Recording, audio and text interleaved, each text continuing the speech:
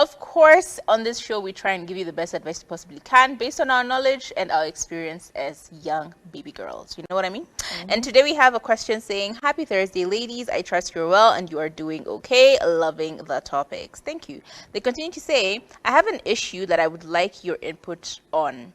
My boyfriend of 3 years and I have been planning on getting married, but I don't see him making any effort. Now I am pregnant and I am not sure if he really wants us to settle down.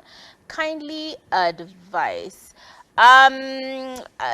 This is a really tough spot to be in, because if you are discussing marriage and you are talking about all these things about the future and how bright it is going to be, then it's just as important for you to follow through. I think the follow through is the most important thing. You can talk about running and owning a mansion, but like the follow through, what are you doing to own this mansion? What are you doing in order to do all of these things or to make them actually come through? And personally, I am of the strong, and I repeat, very strong opinion that you don't need to actually have a big grand wedding for you to be married. You know, marriage is a contract between you, your partner, God, and the government. The rest is just a party, you know? So if you can easily just go to the Attorney General's office. Actually, nowadays it's very easy. You just go on eCitizen, you fill in your information, you put in your documentation, and then you're called in for your appointment. Like, just that easy. Imagine just that easy. If there are errors, they will tell you, by the way, you need to correct this, and eventually they will book your appointment. You will go in, you will have a quick interview with these people. It doesn't even feel like an interview. It just feels like you're talking to someone who's at a cashier's point.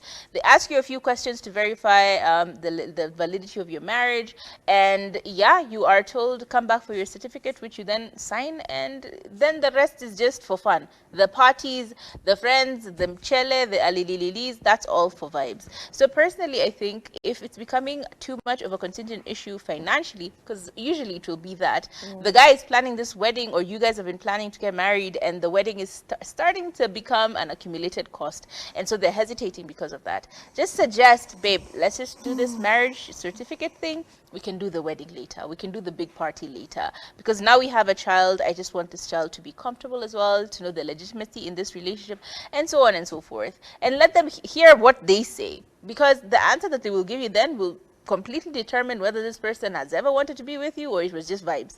If they say, no, babe, nini, no, then it just means they don't want to get married. Because what is the point of marriage? As I said in the beginning, it is so that you, God, and your partner and the government know that you are legally married. So what is all this other kerfuffle for? That's just my opinion. I feel like maybe have a conversation about it and be very intentional about the conversation. Don't just approach it as I am whining about something. Aki babe, ulisema, it's now been 3 years, I am pregnant. Don't approach it like you're whining about it. Approach it with intention. Say, hey babe, if you remember our last conversation about this, we had set timelines, this and this and this and this. What is happening on your end? Because on my end, I am ready. Mimi, I can walk down the aisle even right now. So I feel have that conversation first, figure out if it's a financial thing, because it makes no sense for you to say you want to get married and then you start opening WhatsApp groups. That's just annoying. Yeah, the That's just contributions, annoying. the fundraisers. Yeah, it's not cute. Not 2024. It's really not cute. So yeah, figure out if it's a finances thing, because well, weddings are expensive. Weddings are expensive. Figure out if he has maybe other priorities before getting married. I feel like it's a very simple conversation to have with somebody, and it's very simple for you to gauge what they actually want in that moment. So yeah. Communication. Open that up, baby. Open that up. And try and have very particular timelines. If he says, okay, yeah, we're still doing this. Okay, in what time? Because I don't want to also want to look like a balloon on my wedding pictures and look back on it.